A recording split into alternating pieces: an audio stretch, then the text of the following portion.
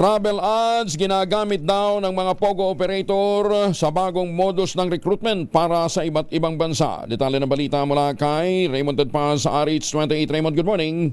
May bagong modus na ginagamit ngayon ng mga operators ng Philippine Offshore Gaming Operators o POGO sa bansa para makapag-recruit ng mga magtatrabaho sa mga scam hubs sa ibang bansa. Ito ay ang mga travel advertisements sa social media nag-aalok ng libreng biyahe sa abroad gaya ng bansang Thailand.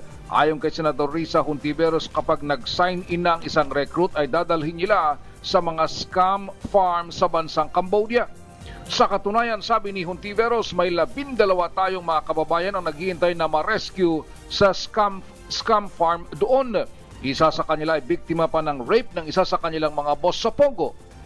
Aminado ang senador na kahit dito sa Pilipinas ay napakahirap bunutin ang ugat ng POGO dahil 9 na taon na silang nag-operate sa bansa simula nang sila ay papasukin ni dating Pangulong Rodrigo Duterte. Narito si Senador Risa Hontiveros. May mga bago pa silang modus, no? Mga travel ads. Kunong travel ads sa simula. Pero sa mag-signify ng interest, parang pasa-sign in nila at i-recruit nila sa mga scam operations na pala. At meron na silang mga nabiktima. No? May 12 mga Filipino naghihintay pang ma-rescue sa Myanmar.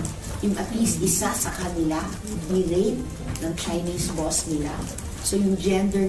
Ito si RH28 Raymond Tedpaz para sa DZRH, una sa Pilipinas, una sa Pilipino. Maraming salamat, Raymond.